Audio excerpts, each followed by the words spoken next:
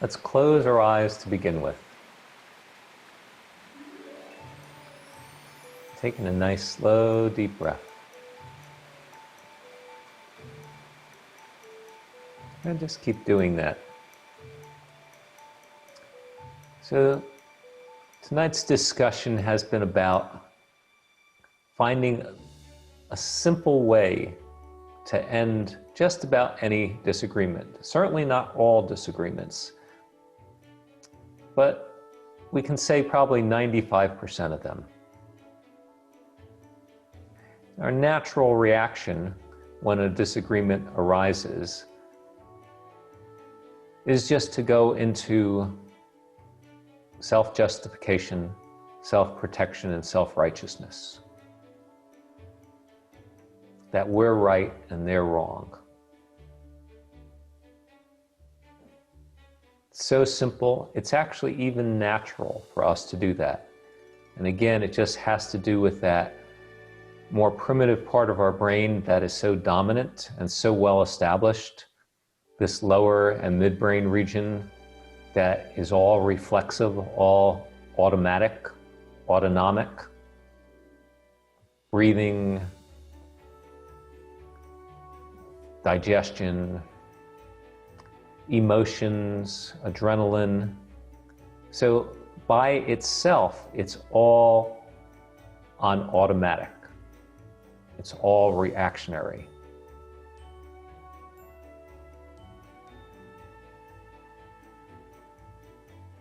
And the only thing that controls it in us as human beings is this higher brain function, this cerebral cortex, this frontal lobe, which has the ability for rational thought.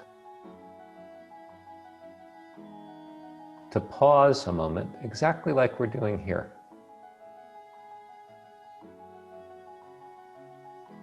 To place a new synapse in that automatic response. What's called an inner neuron. We're placing a neuron between two others. Those two others being, we see something or hear something we don't like, and we have an immediate adrenal response, fight or flight response.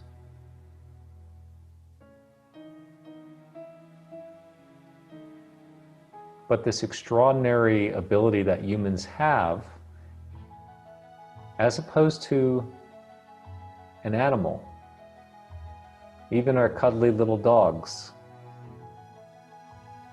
who will either engage in a fight or run the other way, is we have the ability to step back a moment, breathe, just as we're doing here. Not even respond in that moment. Take a few seconds, a few minutes, a few days, a few weeks if necessary. And really look at the situation from a higher standpoint. And when I say higher standpoint, I literally mean a higher standpoint, not just from a spiritual perspective, but that of the eagle, who can see a much wider view, see many more perspectives. You think you've walked into a blind alley, and the eagle can see from above that if you just walk around that tree there's a new road. Well, likewise, the higher brain, cerebral cortex, the frontal lobe, gives us that ability. But we have to program ourselves to stop whenever an argument is brewing.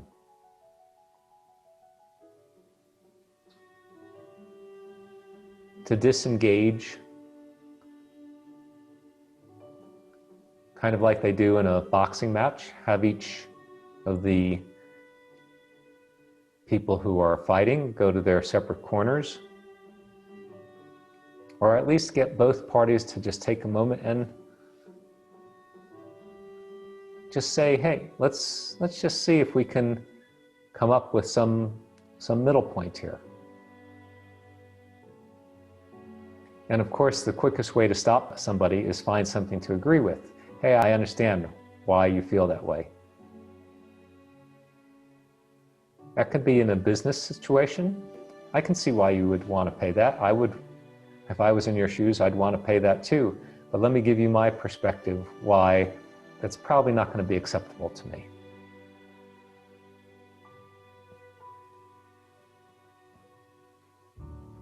And so suddenly it becomes a rational scenario rather than just two lions squaring off. Or you feel like you're face to face, you're confronting a lion and you're going to flee for the hills.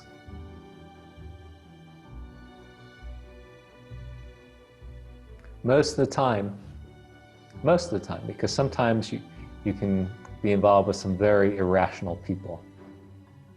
And in those cases, you do want to just walk. Come back to do battle another day when you've had a chance to really assess things. But 99% of the time, you slow down, you get into, number one, your rational mind, and even higher than that, into your heart, and a balance between the two. Your heart being the part of our nature that allows us to have compassion from where the other person is coming from.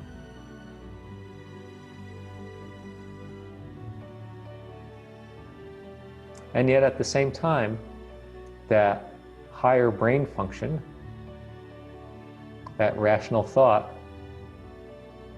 also should be firmly on the side as well of making sure that you're not harming yourself with whatever you're agreeing to, and that you're not going to regret it later because you're just trying to be nice.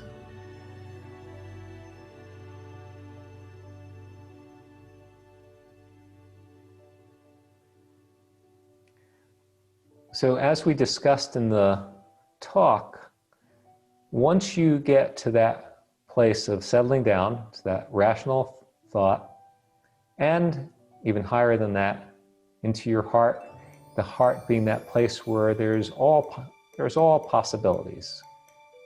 And the mind helps to refine it down to, well, taking you out of what I call spiritual soup land, where you just become overly open to the other side without oftentimes protecting yourself. This is what happens to a lot of spiritual people, a lot of good people. They try to be too nice and they forget to take care of themselves. And on the opposite side, you have people who only think of themselves.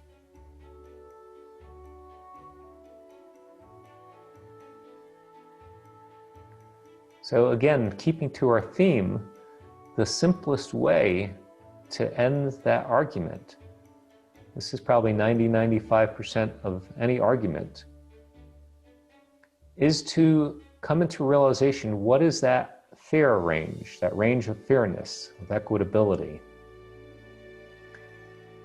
You know, what are their needs and what are your needs? And optimally, of course, we would like them to agree to exactly what our needs are. And they, on the other hand, would like us to agree exactly to what their needs are. But in either case, most likely one of the parties is not going to be happy at the end. And so we actually build up this field inside of ourselves and around us that people can feel. Some people call it an aura. Maybe it's pheromones we give off. Whatever it is, it doesn't take that long to get a sense of whether or not we're dealing with somebody who is fair or not. But most people are. Most people are. Far majority of people are, especially if you use the 5 phases, you listen to them, hold the space, phase 1, you speak their truth, you find a way to speak their truth, which May not necessarily tell them that you agree with them, exactly what they're asking, but you can thank them for something, compliment them, say you get why they're wanting what they're wanting, but let me give you another perspective. Notice my words, very, very gracious words. If you allow me a moment, let me give you another perspective. Or can I give you another perspective?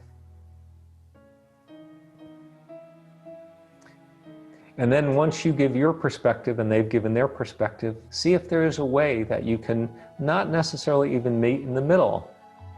That other person may not be willing to compromise unless you're giving a little bit more than you want to give, but you still wouldn't be taken advantage of. In some circumstances, you have to do that.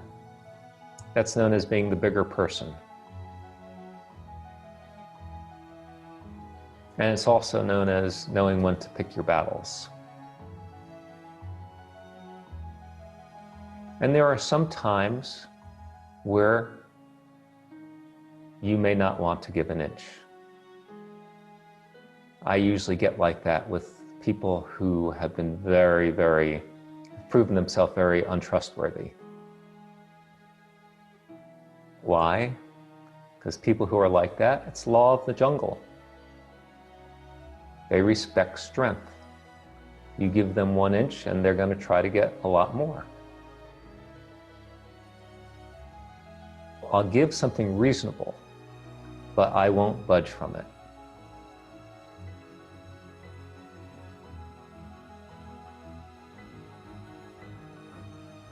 And that implies being willing to walk away.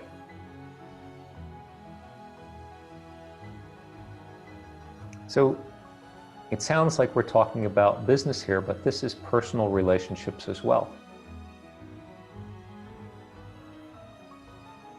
And that need to find what's equitable for both parties is even more important in personal relationships, because we don't want the other person harboring resentment.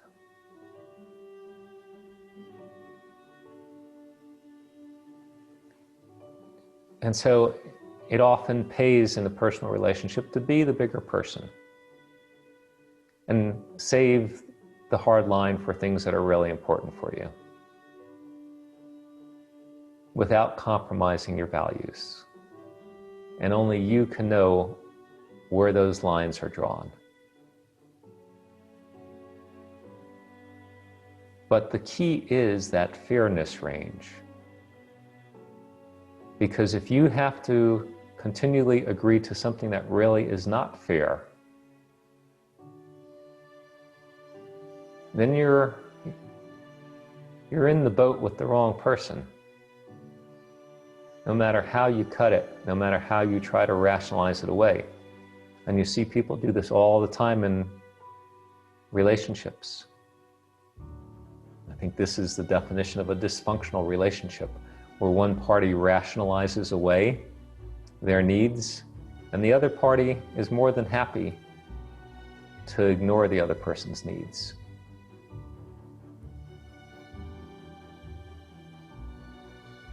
And in those cases, I'm always looking for the quickest way out of those relationships.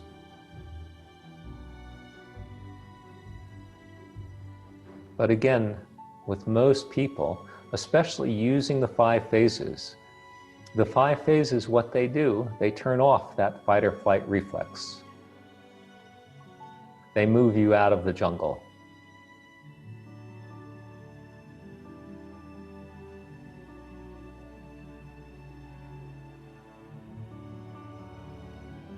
As I like to say, when people are straight shooters, in America particularly, we think of somebody being a straight shooter as being a good thing. And in many contexts, it is. It's not good to beat around the bush. However, when it comes to a disagreement, if you tell the other person exactly what you think, they're most likely going to tell you exactly what they think. And so when you get 2 people straight shooting in a disagreement, essentially what you get is a shooting war. So the 5 phases are just a beautiful, beautiful, gentle and incremental way and gracious way to get the other person to be gracious.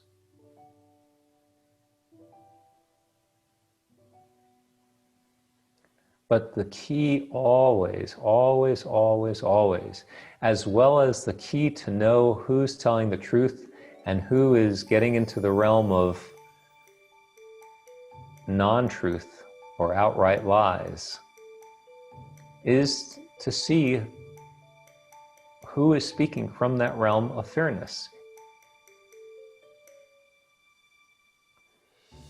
And even though you may have some wins, whether we're talking about politics, we're talking about your personal life, or you're talking about a professional life, even though you'll get some wins, when it always has to be your way,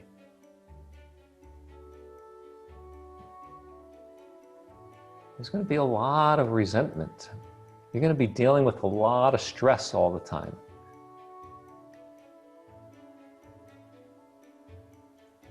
One of my favorite expressions is, when you're going against what your higher self is telling you is right, your higher self lets you do it until you can't stand it anymore.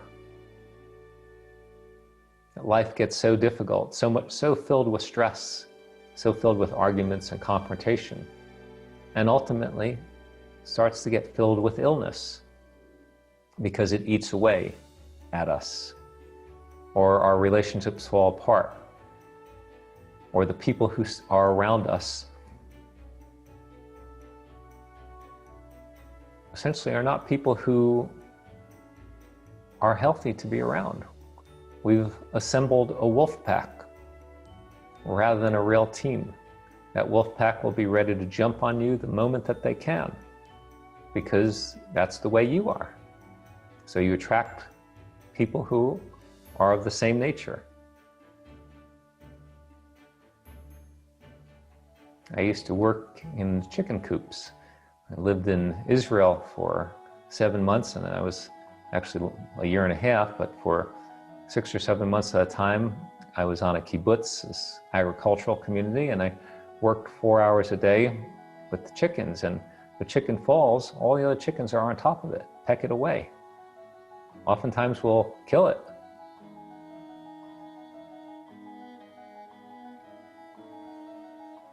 And that's also because putting them in an enclosed environment as opposed to more natural circumstances. Well, likewise, if the environment that we're creating around ourselves is that tight, there's not breathing room. Well, you may be the top dog today, but you've got to be on your guard all the time. It's very little sweetness in a life like that.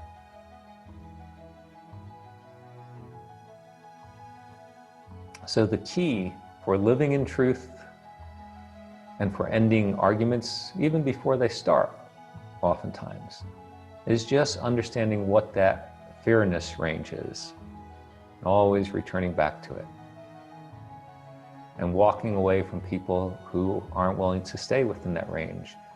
And if there are our own relatives, well, it's just spending a little less time with them, as much time as we can take. Because sometimes we don't choose our own relatives, but they are our family.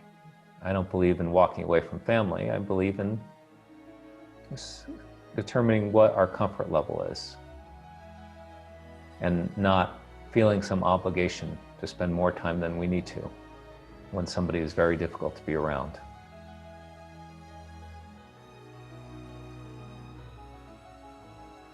Just breathe that in for a moment.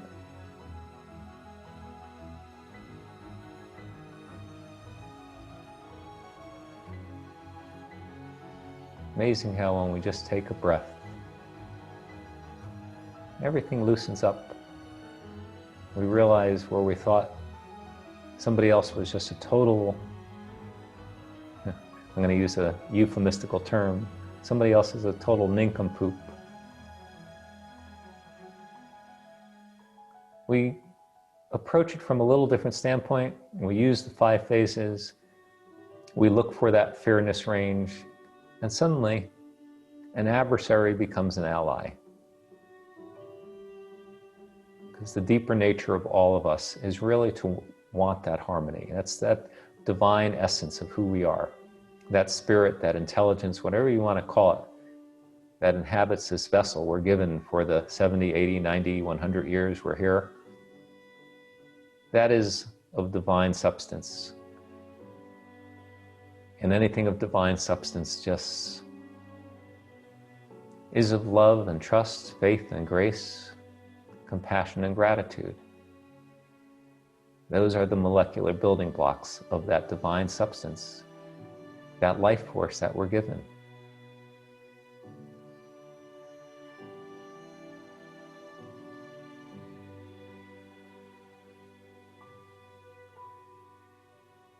Just breathe that in some more, nice and slowly.